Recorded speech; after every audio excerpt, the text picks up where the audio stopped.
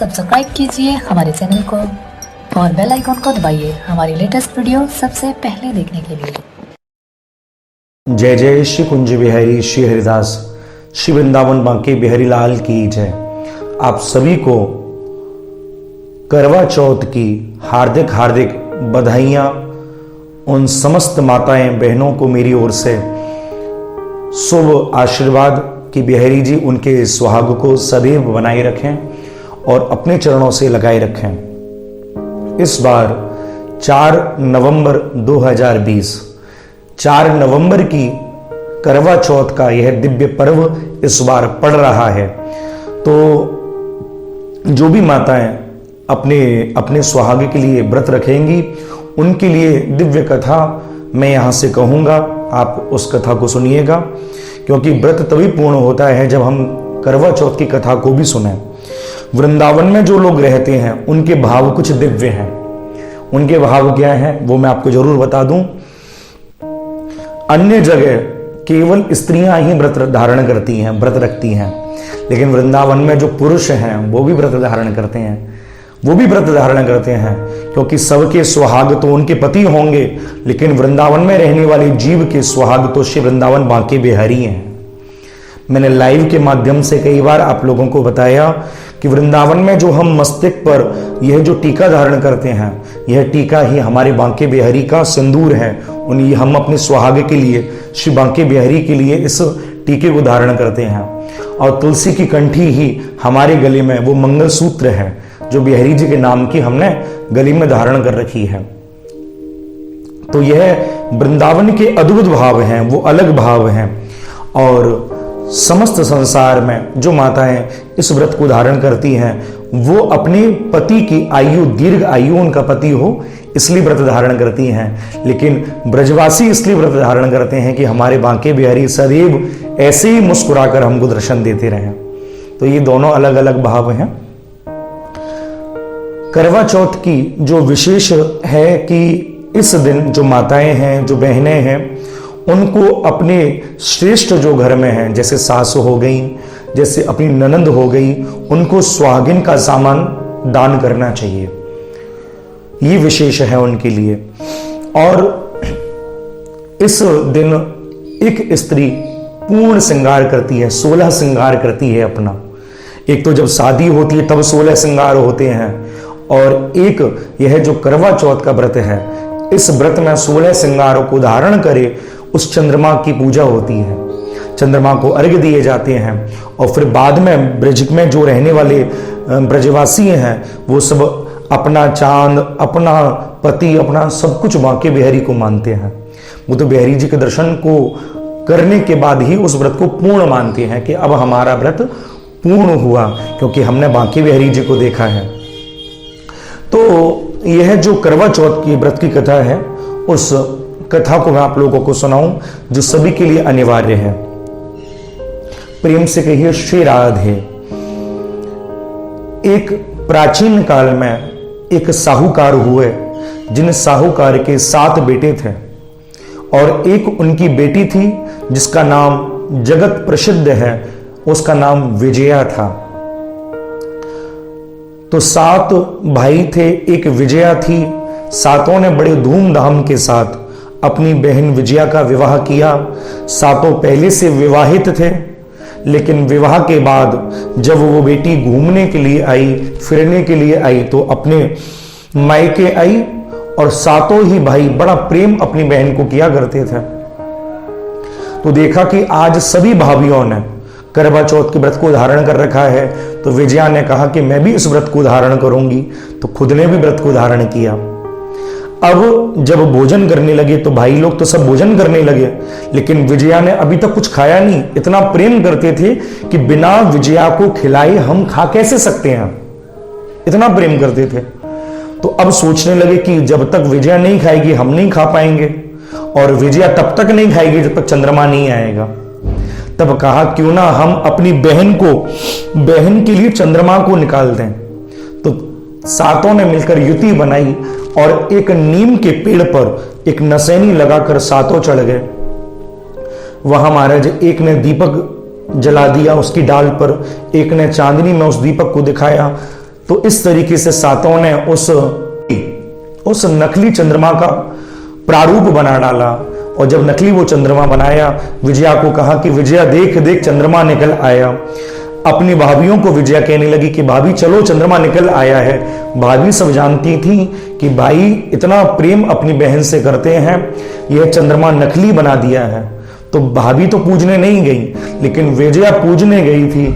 और जब पूजन किया तो पूजन के बाद क्या हुआ, पूजन जब कर लिया तो सभी भाइयों ने कहा कि बहन अब तो तूने चंद्रमा की पूजा भी कर ली है, अब तू कुछ प्रसादी पा ले। तब महाराज वो विजया बैठकर खाना खाने लगी, भोजन करने लगी। तो जैसे ही थाली से एक कौर तोड़ा, तो एक कौर तोड़ते ही उस कौर को जब खाने लगी, मुख में डालने लगी, तो देखा कि उसमें बाल लगा हुआ था, तो छोड़ दिया वो कौर। दूसरा कौर जब तोड़ा तो उसमें भी बाल लगा हुआ था, तो वो भी छोड़ दिया। तीसरा कौर तोड़ा तो इतने में एक सेवक आया, और जिस सेवक ने ये खबर दी कि विजया के पति की मृत्यु हो गई है। यह सुनकर विजया ने थाली छोड़ी और अपने पति को देखने के लिए दौड़ी।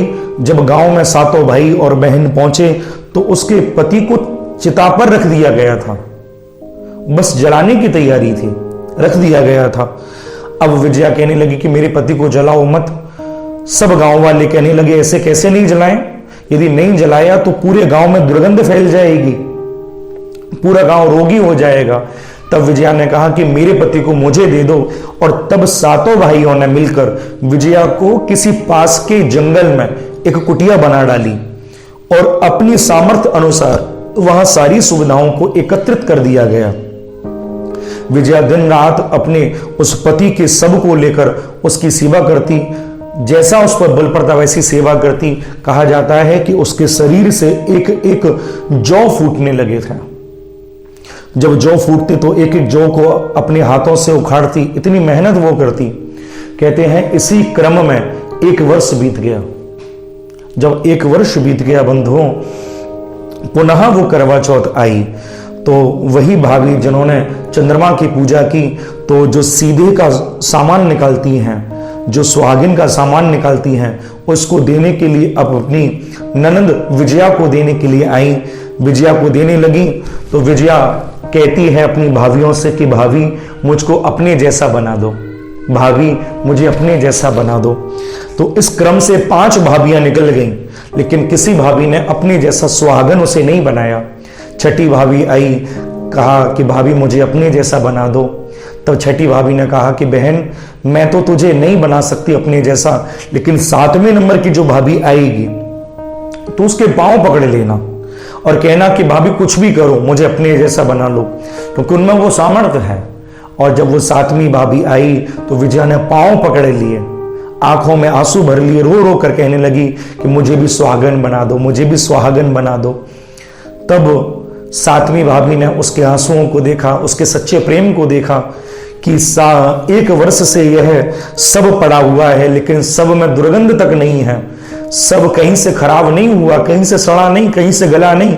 उसके इस भाव को देखा तो 7वें नंबर की भाभी ने अपनी उंगली को, अपने दाएं हाथ की कनिष्ठ का उंगली को काटा और काट कर उसमें उस रक्त को उसके मुखमंडल में डाल दिया जो पति का सब पड़ा था। अंतिम एक जौ लगी हुई थी जो विजया ने उखाड़ डाली, और जैसे ही वो रक्त उस सब के मुख में गया, उसके पति के मुख में गया, वो हर हर हर हर हर हर कहकर इस प्रकार खड़ा हो गया।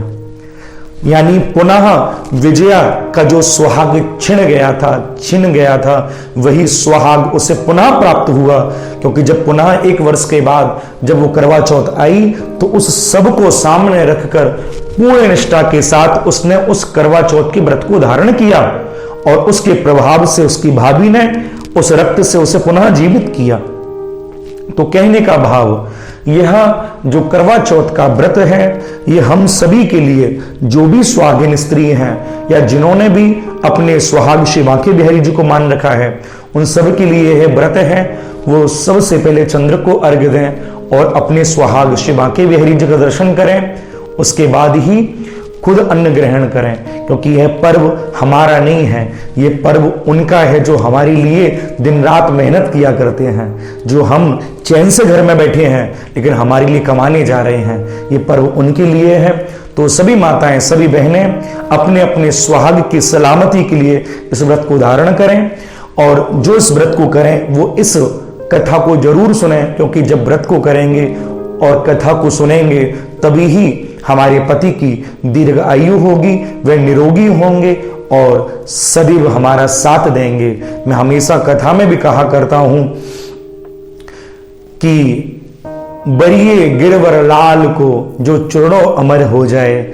जिस गिरधर लाल ने हमें, बांके बिहारी ने हमें हमारा सुहाग दिया है, वो सुहाग हमारे माथे पर हमेशा सुशोभित रहे, हमारे शीश पर, हमारे मस्तक पर बिंदी के रूप में सुशोभित रहे, वो हमेशा हमारी कलाइयों के रूप में, चूड़ियों के रूप में, कलाइयों में हमेशा झंझन करता रहे। ऐसे सुहागी की सलामती के लिए इस व्रत को रखा जाता है।